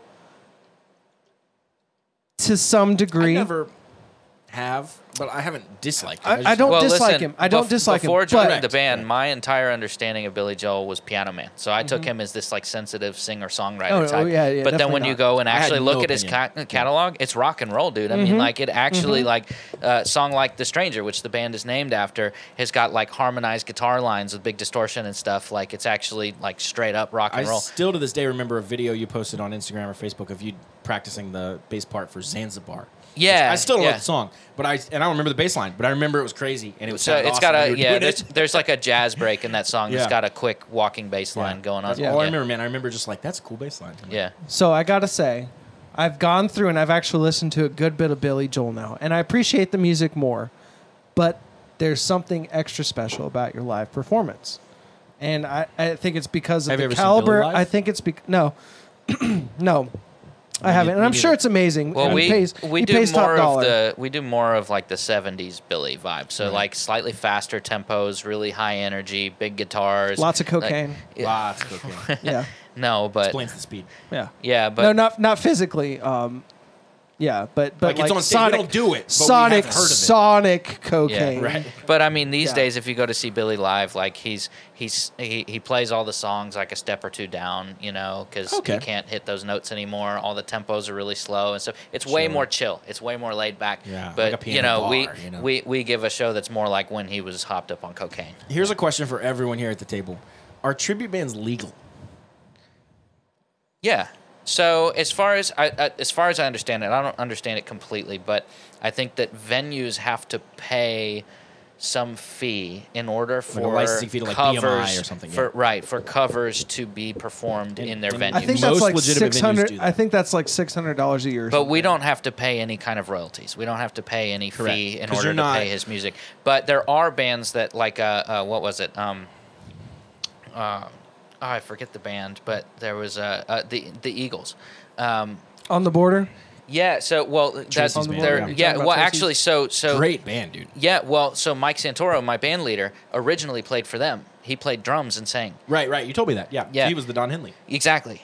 And Don Henley is a big reason for this. But basically, the I've heard. Eagles went on tour and they said that no tribute bands to the Eagles are allowed to play in Live Nation venues, which is basically all venues. And Yeah. so People that, are not happy with and Live they Nation have to right now. and they have to pay the Eagles like $100 a show or something like that, which the Eagles don't need. You know, Yeah. it's really more just an FU. My question was like, because I don't know the actual technical legalities, but I feel like it can't be legal. And I feel like on top of that, though, I feel like it's just kind of up to the artist, right? So if Billy Joel's cool with it, then it's cool. But if Billy Joel wakes up one day and goes, "Hey, you're done," That's it. Then you're so done. the copyright holder has the power to say Right. whether or not it can happen. right? But it's just kind of like a PR issue at that point. It's like, hey, it's not going to make you look good to be a douchebag here, like the old Metallica thing, Right. Like, hey, you shouldn't be suing the kid, the 13-year-old kid who ripped your song from LimeWire, Lars. Like, you shouldn't be doing that. Yeah. Like, yes, you're not wrong. You're correct. You're legally in the right. But also, it kind of makes you look like a dick. Like, you know what I Yeah. mean? So, Yeah. like, there's that issue as well. There's the whole, like, public perception issue versus the actual technically we're right. There's a Right. lot of, like, technically we're right that still makes you look like an ass. Well, I mean, So, technically, you rewrote "Sweet Child of Mine," and the lyrics weren't the same. Axel took it down. Did you ever And hear that story? Axel, I did not. We did Alvy, the old singer for the LA Maybe, and I did a cover of Sweet Child of Mine, called Green Child of Mine. It was written for The Mandalorian. I do know about The this, yeah. Merkins, they're like 500,000 subs. They're like a big YouTube channel. They do a lot of spoofs, a lot of parodies, and they contacted Alvy to be the voice. And I got roped in to record him because we were doing Dirty Damn Tricks at the time. Yeah. And I talked to the guy at the Merkins, a great guy. I can't say his name. He likes to stay anonymous. But I started talking to him. I was like, "Hey man, this backing track you sent me, like, this is like a $3 karaoke track. Like, if you want a Guns N' Roses Star Wars mashup, there's no better person on planet than me to do this." So Right, I was like, "Let me do a mock-up for you, and you see if you like it." And I mocked up the whole track because we already had backing tracks done for our show. So I already had the click, already had the rhythm guitars. I just put in the drums, put in everything else, sent it to him. He was like, yeah, we'll use this. Cool. Put Alvy on that, did the solo, did all the stuff. We had this. It was perfect. It was perfect. You can still find it. It's still out there. Green Child of Mine. And Even helped him write some of the lyrics because he didn't have the ending. He was like, where do we go? Where do we go now? Like, I don't know what to put there. And Alvy and I took a break from recording. We're driving to Five Guys, and I just go, this is the way. This is the way. Yeah. This is the way now. And it was immediate. I texted him. He was like, yes, do that. So we did that. And that was my little tiny writing credit on it. He releases it. Within like 48 hours, it has like 2 million views. It's massive on YouTube. It's massive on Facebook. It's huge. And within 24 more hours, it's gone. Come to find out. Just fucking nuked. Come to find out, he calls me and tells me the whole story. Like, hey, man, Axel's accountant firm called me. Wow. It's like a law firm or accountant firm out of Nashville. And they sat me down and they said, man, we got to pull this. It came directly from Axel's personal manager, which means that Axl Rose himself saw it and decided to pull it down. Because his manager wouldn't make that decision. Because you're monetizing off of his songs. Which is fair. Parody, I don't know where parody falls on the scale. It's kind of in a gray area, like Weird Al kind of lives in that gray area. But I know, but what was interesting is the accountants sat and talked to him, and they were like, man, we loved it. We were laughing our asses off. It was so great. Because he did a really good job with the video. We had nothing to do with the video. We just did the audio. Yeah. It used to be less great back in the day when you could parody, like... Parody is a gray area of the law. You can parody something and not... It's technically not a copyright. Which is why... But it's a gray area. You have to, there's a weird way to walk that line. And I don't understand it. With, like, Weird Al Yankovic, I don't understand the artists that, like, got pissed off at him. Like when he did Amish Paradise. I think it's a personal thing, man. I think if you're cool, you're going to make more personal fans. But here's the thing. If Weird Al Yankovic covers one of your songs, parodies one of your songs, then you have made it. Like, that is a sign that you are just... But even so, I mean, at some point, Weird Al was just some kid. You know what I mean? Yeah, but at the time, I don't think that was the case. I think he was pretty well known. I don't know the story, but at some point, he was some kid doing this crazy thing that would never work. No one thought it would work. At least now, it's an incredibly high honor to have him parody one of your songs. If somebody, and I've thought about this a lot, and maybe in 5 years I'll change my mind, but right now, as it stands, if somebody parodies my music, our music, when I say mine, I mean the LA Maybe ours as a group. If somebody steals our music and puts it on the Pirate Bay, if somebody rips a video and re-uploads it, that's all cool with me, man. It's cool.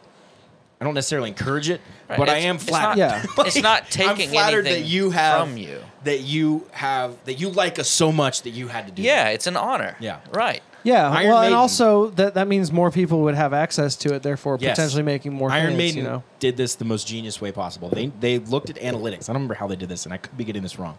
But what I heard was they looked at back analytics of pirating and stuff and found out that there was some small city or a couple small cities in like South America or something that had an unusually high amount of pirating their music. Yeah. And they went and played a show there and killed it and made $1 million plus. Right, it could end up working for your benefit. Yeah, so they decided that, like, hey, all these people over here are stealing our music. We could bitch that they're stealing our music like Metallica and go try to get the money back and sue 13-year-old kids who are on LimeWire or whatever. Or we could just go play a show and make all that money back in merch. It's so funny when you say it like that because it sounds so fucking petty. I should say, by the way, I don't have any fucking idea what I'm talking about any of this. So these are just things I've heard collected over the years. Yeah, right. Maybe they're right.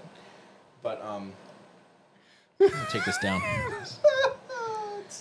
Who knows? Dude, maybe I'm a fucking moron. No, you're not a moron, dude. They were already rich by that point in time, man. Well, that is kind of part of it as well. Is like, do you need it? And then also, like I understand the other side. It's like, you don't tell me what I need. If I have $1 million, I want $1,000,001. That's my business. You do whatever you do. Like, but if he was smart, like I feel like there's as many people who probably hate Metallica because of that story as there are that like. It's bad PR, and bad PR will hurt you. It will hurt your wallet. It will. Yeah. And I feel like if they're like, fuck it, dude, we want our music to be heard by everyone. Thank you. That's the modern attitude. I mean, try to buy our album. And we had to go through the Tipper Gore era to realize that that's the modern, cool, hip attitude to have. Like, hey, man, steal my music. Well, now all music's free, right? You stream it. You pay $15 to Spotify. I don't know where that money goes. And technically it's not free, but nobody that's not at the top, smaller than 1%, makes money. The amazing thing about streaming, though, is it solved piracy. Yeah. Who pirates shit anymore? That's idiotic. Like, just stream it, dude. Like, you know what I mean? You can stream shit on Spotify for free. You don't even need a premium account. Yeah, you just have to deal with commercials. You have like a couple little things to deal with, but like it's not that big of a deal, man. Yeah, I think when piracy before streaming though, like when piracy was becoming an issue, people were still buying records. Yes. But now nobody buys records. You know, It was high school kids, man. It was kids like me. me, there's- dude. Yeah, Yeah, there's- right? Yeah, Movies and there's- books and Fair enough. everything, Fair man. enough. But there's two sides to it now. You know, it's like you can't make money really from selling records anymore. However, you know, if you with social media and internet marketing and everything, it's like if you know what your niche market is, you know exactly what kind of person wants to listen to your music. You know, it's better to have, you know, 1,000 super fans. Oh yeah. What's that? Is Than that to Malcolm have, Gladwell? No, he's the 10,000 hours. Never mind. It's one of these guys. Yeah, I heard a ground hum come in. Check one. Did we There we lose go. Fred? It's I thought you for said the this best, mic huh? was good. No, I've actually changed my opinion. Well, right here you guys can't see it, but right here we have a mute Fred button. It literally says mute Fred. Yeah. We use that a lot. Yeah, it's labeled FU for my initials, Fred Updegraft. Which, by the way, greatest initials of all time. Yes, What's, thank your, you. Greatest. what's your middle name? Or just the Agreed. initial? William. William. Fwu. It's a very some gang sign It's a shit? very Right. oriental name. This a fool. He a master. Level This is gonna have to 3 go on on VIP bass. with that accent. The 3 is as high as you could go. In We the try, bass by the way, level. Fred, you should know, we try to cancel ourselves every week, and we're pretty good at it. So We're pretty good. I mean, the demonetized Yeah, you we're- see on the fucking wall is amazing. every episode so far, YouTube's like, "Hey, fuck you." Like, Yeah. no, but about this this piracy stuff about buying albums and stuff. That's a really interesting conversation. Yeah. I think that you know, The old- even the though old way of people don't thinking is buy kinda gone, records you know? anymore, people, if you are, it's like it used to be that all the big names made huge money from selling albums, and Right. now the big names are having to make their money from merch and from tours and everything else because they're not making any money off of the. But off did of they make album their sales. money? That's the question. Oh right, well, with making deals with the record companies and stuff. But Yeah, you the know what? artists have always been screwed. But but now there's a new opportunity for less popular genres of music that have a very Right. passionate following. Because Everything's oversaturated, stuff that's yeah. popular usually has a pretty passive following. There's a lot of people that listen to it, but they're not interested in financially investing in you as an individual. Yeah, how many people have like a Taylor Swift shirt? You know right, what I mean? but when you have like a really niche style of music, or you know, even something that's really abstract, that's something that the people that really want to hear that music most times are going to want to invest in that because it's not something that's easy to find and it's not something that's very popular. So now with internet marketing, you're able to determine what type of person is going to like this music, Yeah. and those people, if you get enough of them, are going to want to purchase directly from you everything that you put out. Everything's been Very segmented true. and oversaturated at this point. There is an author. Might That's be the other Malcolm thing is it's Gladwell. I hard don't to know if it's him. get out there. But it's the 1,000 true fans theory, which is what you were saying, Right. which is 1,000 true fans will make you more money than 100,000 passive Right, fans. exactly, Right? So exactly. You might see someone that's super famous, and they might be broke, dude. Right. Like, you don't know. You see them 'Cause they're selling in out debt to the arenas, record and you company, think, and yeah. you see them driving a Lamborghini, and you think, man, these guys have it all Coldplay is a figured good out. example. But dude, they might be giving all that money to their record label, and the money they have, they just spend on that Lamborghini, dude. They don't have $10 in the bank. You know what I Yeah. mean?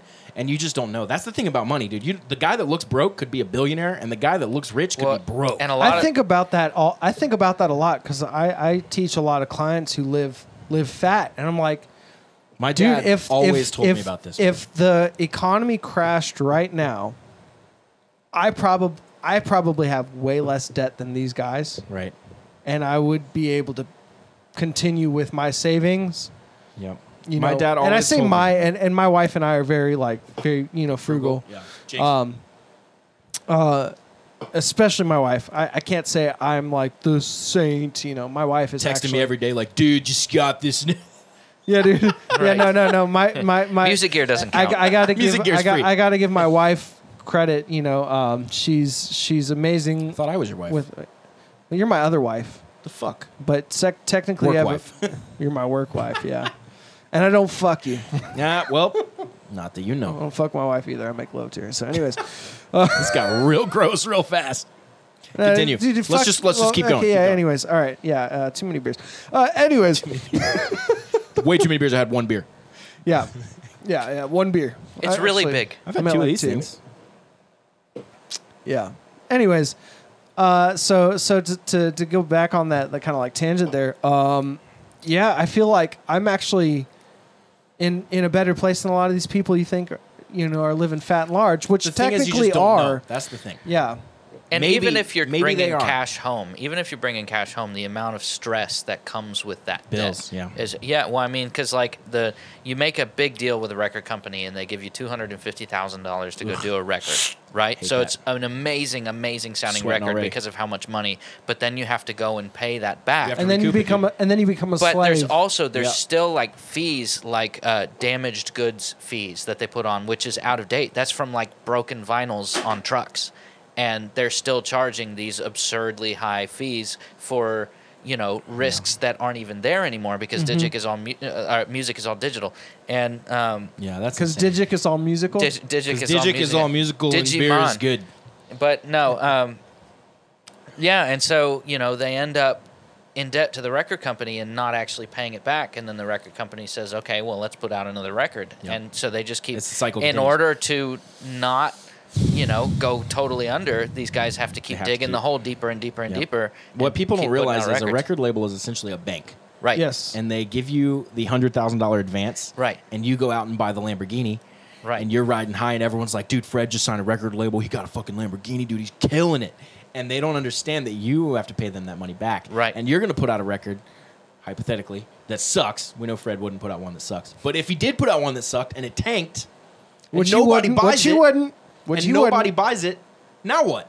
Right. You have a Lamborghini that you can't afford. You have an album that no one's buying, and you Yeah. owe a record label $100,000. Right. Because that's not, they didn't give that to you. That's a loan, dude. Yeah. Like, Yeah. and they don't want to just spend 100 and make 100. They want to spend 100 and make 300. But that fact is also why the big studios are failing now, and why home studios are thriving, is because now all segmented. technology Yeah. with the digital age has become so good that you can make a professional sounding record at home, and send your audio files off to somebody like Daryl here or like yourself that are really, really good at mixing music, and for a incredibly lower rate, just I pay- don't have the overhead, dude. You just pay cash. It's in your house. Right, right, exactly. You don't have a room you're You bought the renting, yeah. gear. You're not having to pay monthly payments on your giant console or whatever, or the space to have all your gear.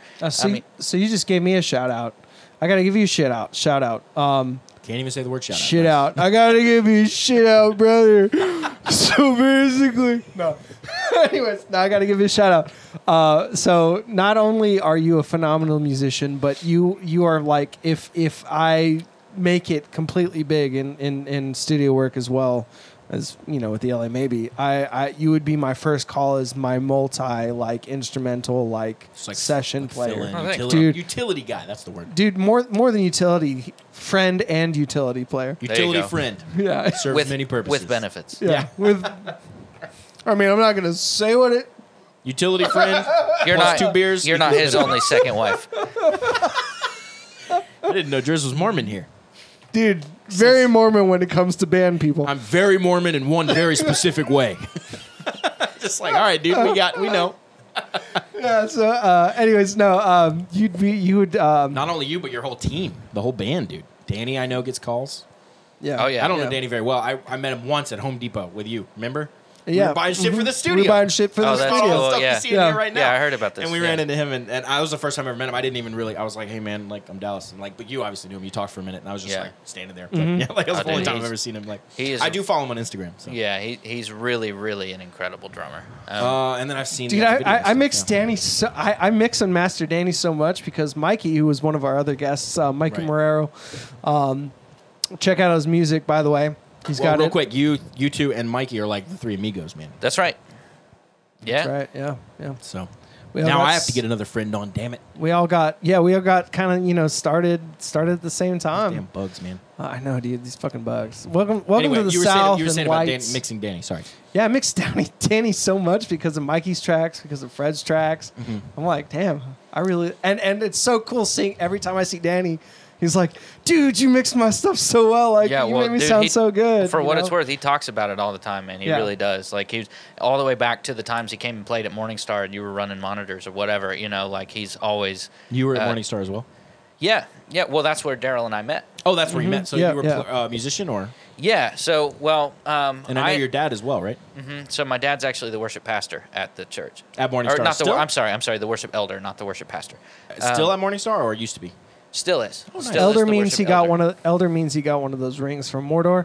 Right. And just Right. kinda, He's one you of know, the like, 7 elves. Or doesn't 9 actually elves have to or do whatever. like Yeah. you know, but he does, but he doesn't have to. You know.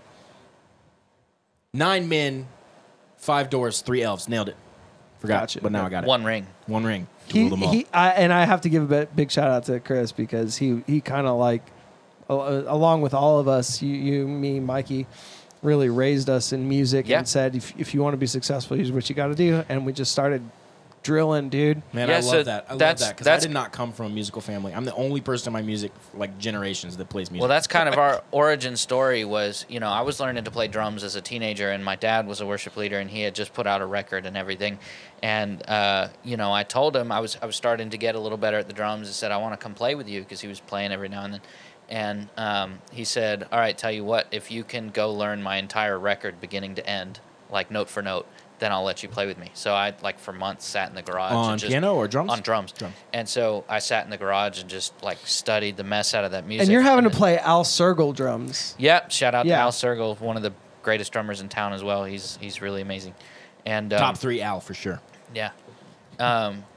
Yeah. So anyway, so I did that, and then he let me come out, and then, you know, he knew Mikey and Daryl because we were all buddies and hanging buddies, out. yeah. And Making knew mac that- and cheese and stuff, Yeah. yeah. And so, like, you know, obviously they were guitar players, amazing guitar players. Well, amazing. And- I mean, yeah.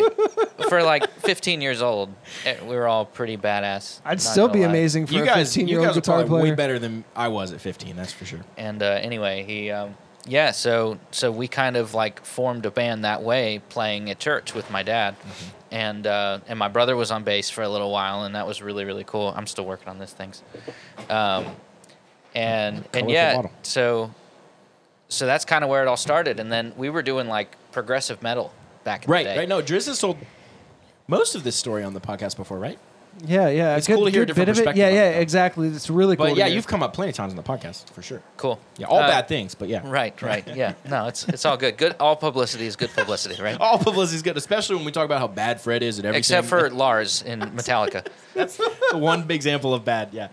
Okay, though, real quick, I did want to say, Metallica nowadays, it probably can't be the 4 of them, but whoever they're hiring to do their marketing is the best in the business, dude. They Stranger are Things. crushing it. Stranger Things. I don't know about that, because I don't watch it.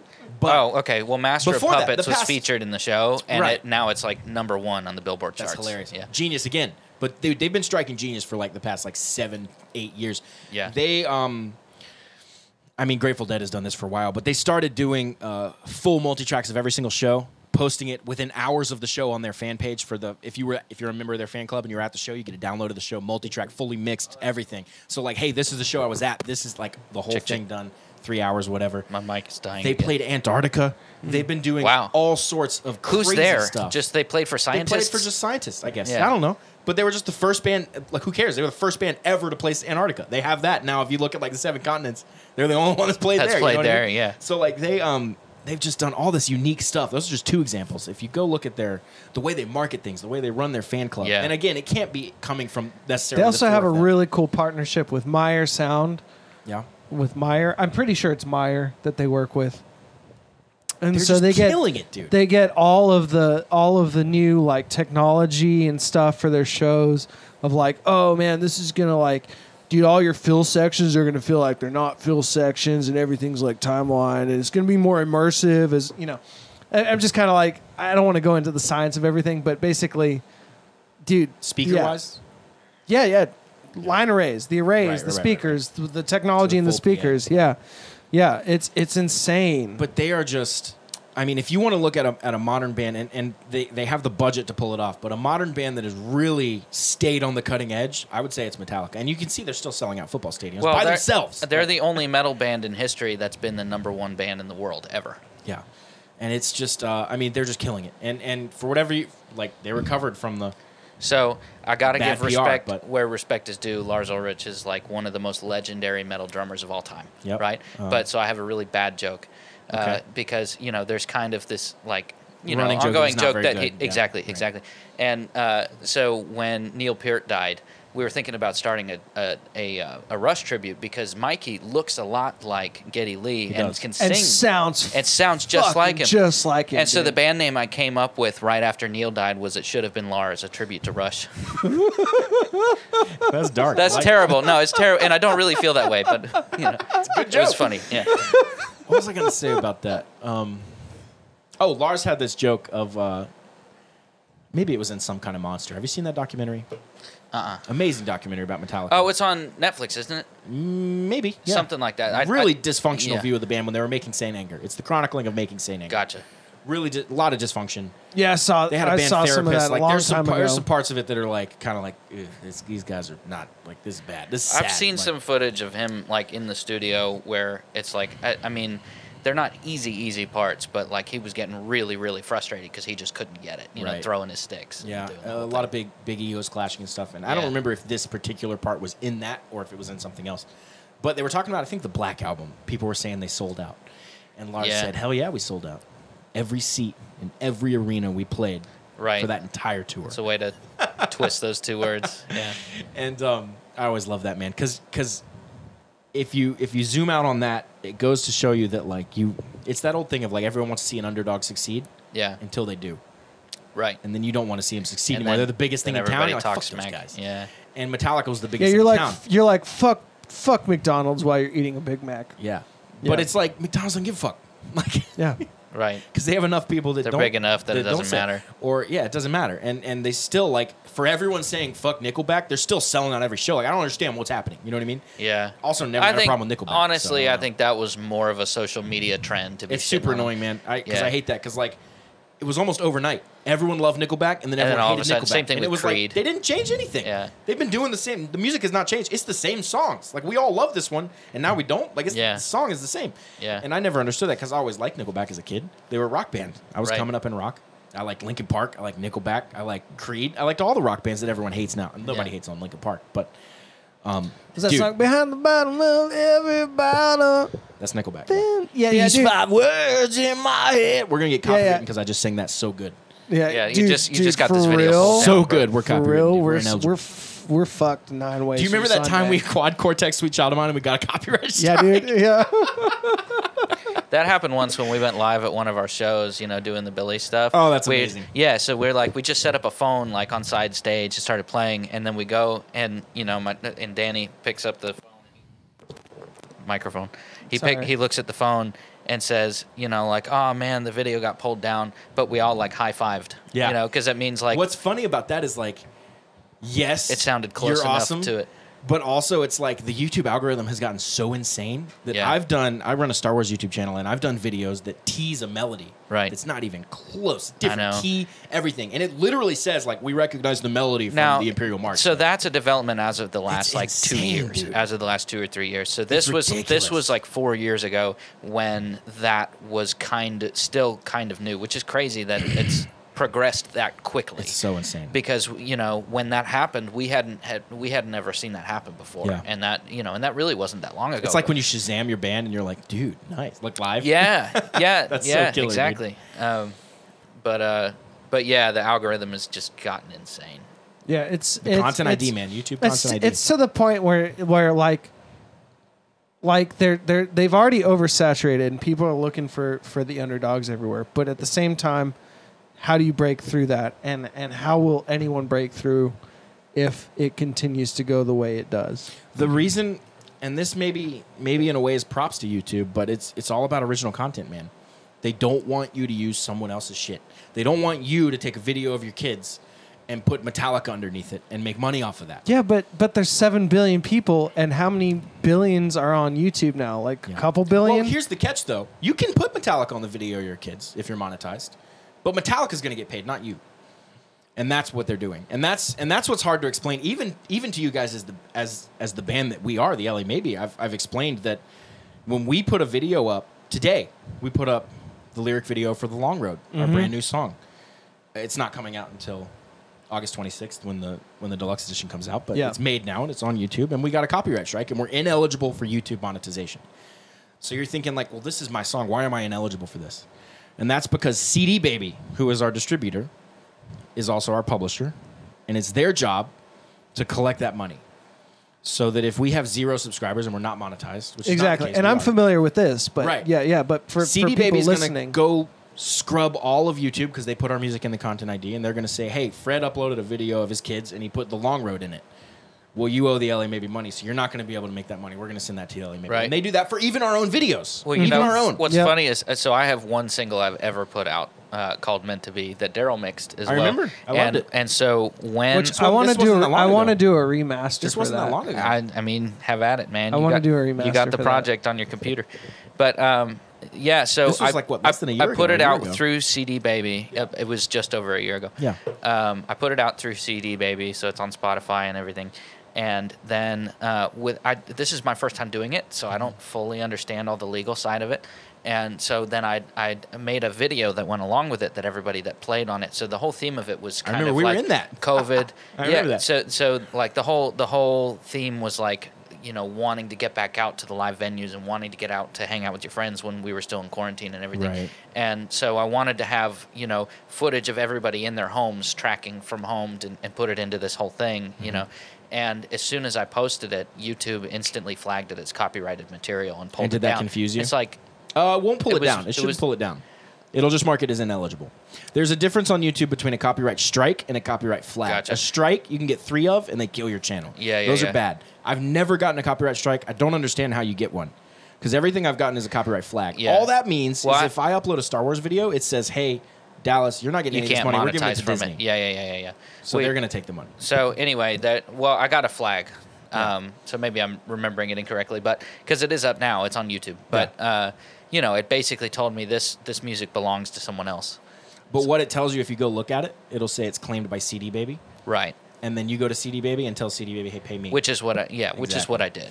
Which is confusing for a lot of artists. It's Yeah. confusing because you put your own music up and you're like, why am I getting this? Is Well, there's so insane. much more to it than the music itself. Yeah. You know. But that's actually, as counterintuitive as it seems, it's actually really good that CD Baby does that. Yeah. Because what that Yeah. means is if anyone else uses your song, you're getting paid Right. for it. And if you have a YouTube channel that's not monetized, which it is difficult to get monetized, you have to have 1,000 subscribers and 4,000 watch hours within the last 12 months. Yeah. Those are not 2 easy milestones to hit, especially if you're a musician. Right. I have a gaming channel. It was easy to hit as a gaming channel because all my videos were like 20 minutes long. Like, Right. you can Right. get 4,000 watch hours with 20-minute videos. You can't with a 3-minute With music a video. five- yeah, That's yeah, yeah, ridiculous. yeah. You have to have so many views. And it's just like with our band, we got the with my original my gaming channel, I had the watch hours like 3 months in. I had the subscribers 9 months in. With our channel, the LA Maybe, we had the subscribers really fast, and the watch hours came way later. We had it was crazy. so long, dude. We were It was counting really down, like we were crazy. checking like every month, like dude, like I've heard 500 that more, too. like- That's what's cool about YouTube is like, you know, you put stuff out there and nothing happens, but then you never know. Like You never 10 know, years dude. from now, it could all of You a sudden never know, blow man. up. Yeah. The biggest my personal channel ever did, it blew up off of a video I had released like 7 months before. Yeah. And it had given me the most money I'd ever had in that month for a video that it was December. I'd uploaded it in May. Yeah. And it was ridiculous. And that's still, to this day, it changed the entire course of my channel. I do that now. But I'm not here to talk about that. The point is, when you have a channel that's not monetized because you haven't hit either of those milestones, because you just started the Fred Updegraft channel, because this is your first single and you have 5 subs, Yeah. you're getting paid for it. That's great, because if you didn't have that, you wouldn't get $0. Right. You would have to wait till you hit those milestones, which would take 9 months to a year. Right. Unless But if you're the went copyright viral, holder, and then even then- like 3 yeah. months and stuff. So you CD Baby's swooping in and saying like, "Hey, you deserve to get paid for this, even when you're not monetized." Right. And that's why they're coming to save you. And I know I'm telling you this, and you already know this, but I'm also telling this for everyone on the Yeah, channel for as well. everyone listening. Because we all have gone through this, and we kind of understand how it works. But it can be confusing to see your own music get copywritten. It's really unsettling. Yeah. But then you have to just kind of dig in and look a little deeper. And CD Baby itself warns you that, like, hey, if you check Content ID, like, it says, like, you're going to see a flag. Don't worry. This is what it is. Like, you're getting paid all the money. Don't worry. Like, CD Baby's not keeping any of that. Yeah, You paid them for their thing, and they give you their money. They're a really artist-friendly company. And that's why I pulled all my stuff off TuneCore and went to CD Baby, because I like them better. And why all the LA Maybe stuff is on CD Baby. They're an amazingly friendly, independent artist company. They have a podcast called the DIY Musician Podcast, which is incredible. Just tons of advice. I had Kevin Bruner, the VP of marketing for CD Baby, on one of my old podcasts. Yeah. I remember you talking. They're just a about really good company, and they're who I want our music with, and that's who we do all our music through. And Yeah. I can't recommend them enough. But that little function, and DistroKid, TuneCore, any of these people, it's the same thing. Yeah. it is a little unsettling for artists. And this is something that any fan watching is never going to know because they're just going to watch the video and have a good time. They're going to see the ad or whatever. But Right. It's something that, there's a lot of stuff on the back end of being an artist that you have to deal with that you don't. I mean, as a consumer, you never understand. As if the hours it took to be able to make the music in the first place wasn't enough, Dude, you know? you have no it's just idea, nonstop work. Yeah. No idea, man. The last That's why I 2 play in a months, tribute dude. band. Dude, yeah, The last 2 months, I've been, me personally, and everyone in the band has been doing this as well, but me personally, I've been up under a van changing the oil. I've been like going to AutoZone, buying parts. I don't know what they do. Right. We're fixing the van. What else have we been doing? Oh, I've become an expert in fucking tax law. Like, I've been doing accounting and meetings with accountants and taxes, and I understand sales tax and Nexus and all kinds of crazy shit no one should know. Yeah. Yeah. Like, you have to be an expert. I mean, I've built the website, the logos, the artwork, the recording, the mixing, and then the writing. You have to remember you have to create music. Right. There's so many things you have to do. Yeah. And it's insane, dude. In the last month and a half, I had to variety Learn set list. so much stuff for you, man. You've Guns had to N' learn Roses so many set songs. list. Yeah. Master, our album, or our deluxe. This is on top of the travel and the... On top of travel, And your on day top job. of being a dad, Yes. on top of day job, on top of taking care of 3 kids. Dude, the last I couple honestly months don't have- know. Like, as have- much as I do, I know I have a lot more free time than you, so I'm not at all concerned about, like, who puts what into the band. But I honestly don't know if I could do what you do. I was thinking about that today. I was like, 'cause, like, I want kids one day, maybe. And, like, I'm thinking, and I know you both have kids, but I'm thinking, like, if I had kids, dude, I'd probably quit the band. Like, I can't understand how Driz does what he does. That's how much. It's so that should crazy. be a sign to everyone in the band. It is. how much I'm.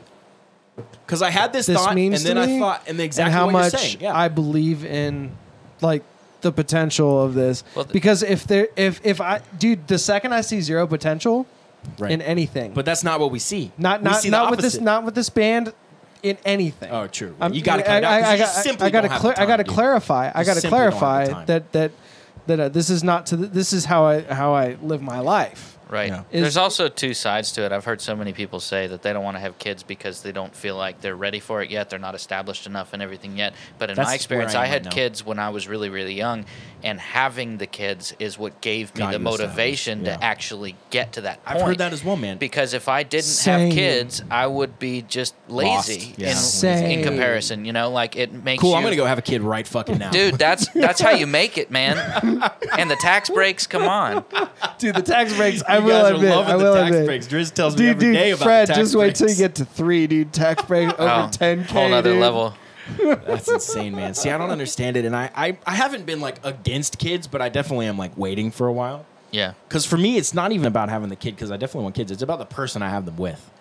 Like, that has to be dialed in. Yeah, And, for like, I sure. know you guys both dialed that Well, in. 'cause and you're that's- so lucky, and I love that for you. But, like, for me, man, like, I'm still working on it. Like, Yeah, I hear you. You I know? hear you. That's kind of the most important thing, you know, have to, because man. You that's have to have that person. That's a commitment for the rest of your life. yeah. Yeah. You can have a wife and no kids and get divorced, and that's fine. There's almost no problems there. But you have a wife and kids and get divorced, like, that's a It whole complicates different everything, thing, yeah. dude. Now, 'Cause now you let me fuck up the clarify. kids. Let me clarify, though. You could have a wife, no kids, but also be a billionaire, and that's a pretty bad situation. That's as my well. situation. That is my actual current situation. Yeah, well, and then the alimony the only laws billionaire are who a drives- nightmare, oh, man. dude. They just like take Just half listen to of any what Bill you Burr special. have, yeah. Yeah, it's Or Eddie Murphy even talked about this in the 80s, dude. It was Raw. He was talking about some guy got, I mean, you guys know Raw. It's one of the most famous specials of all time, but we don't need to recap yeah. it here. Oh, yeah. But he was talking about the guy that had $300 million and got divorced, and his wife wanted half, and, like, she worked at a salon. He was like, so now we have $300 million and $70. That's one of my favorite punchlines ever, dude. Yeah. Yeah, No, man. dude, I've told this to you, dude. To you me? know, 'Cause we've talked about not this a that lot, same though. thing. No, I've told this to you that, you know,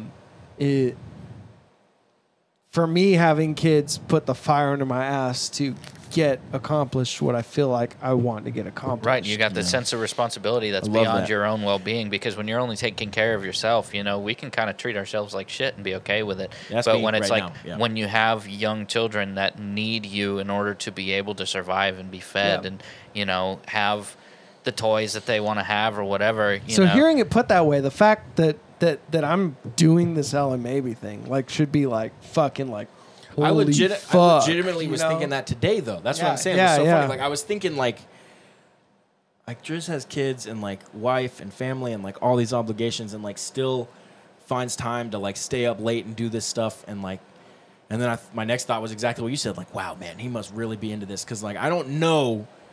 I couldn't know unless I was there. But I don't know that I would be able to do the same. I have a feeling that I would be like, guys, this is too much. When I say it's hard and these bags under my eyes are because I literally have been up till 2 or 3 in the morning for the last 2 months. Yeah. Which is a bigger deal when you're a parent because you got to wake up at 6 in the morning. Yeah, they're jumping on your chest. You can't sleep in. Yeah, you can't sleep in. Exactly. Like, I work hard for and the my band, wife but I also know my wife tries to let me sleep in when she knows you need it. It can happen, and she's a fucking saint, dude. Shout out to my wife. Rebecca. Awesome. We love her. Just kidding. That's not her name. just keep them guessing. We don't give away names. Yeah, dude. I don't want to get... dude, no, her for name real, is though? Dallas and Fred. Her name is Dallas and Fred. Dude, I'm going to legit use that from here on out. I love it. Go to my other wife's house. Who the fuck's your other wife? Dallas and Fred. Sounds like 2 houses, baby. No, they live together. Now your wife's like, who the fuck's Dallas? Like, why is he living in our basement? Don't worry When did we about get a basement? All kinds of stuff. Anyways, yeah, no, I would say kids definitely put a fire under your ass to be successful. I've heard that. I'm So going to adopt tomorrow. So at this point, I'd say, hey, guess what, guys? We're going to be featuring 2 really awesome things. We're going to be featuring one of our new tracks from our deluxe edition in our bonus segment for members only, our VIPers. And we're also going to be featuring one of Fred's tracks from his awesome project that he's done. I'm not going to say any names because if you're not a VIP, you're not going to get to see it. So, Dallas, tell them where to head if they want to join VIPs. Yeah, if you want to keep listening to the episode, we're gonna wrap up the free portion here. I know we've been going a little long. I love when we have guests on and we go long, though. Oh, personally, yeah, I have to say I love long podcasts. I listened to one the other day that was 5 hours and 50 minutes long. Is one of my favorite podcasts I've ever heard. Like, I love long podcasts. So I don't have any problem with going long, which we did today. But we're going to head on over to VIP now. Head on over to lamaybe.com/VIP if you want uncut episodes, if you want early access to episodes, if you want exclusive merch, if you want all kinds of cool bonuses. Head on over there now. It's $7 a month, $75 a year. You get a little discount there. And we're going to head on over here and play some stuff like Driz was just talking about. Fred, thank you so much, brother, for being here. Thank you for having me. And let's move on over to the VIP. Driz, you ready? Yeah, I was born for this. VIPers, I'll see you on the other side. Let's go. Hey everybody, thank you so much for watching the latest episode of your new favorite band. This is the end of the free content. But if you want to unlock the full uncut versions of every episode, head over to lamaybe.com/VIP and sign up for our membership. For $7 a month, you'll get extended episodes of our podcast, a bonus episode every month, plus exclusive merch. You'll also be supporting us and helping us continue to stay on the road and make new music. And for that, we're eternally grateful, so thank you.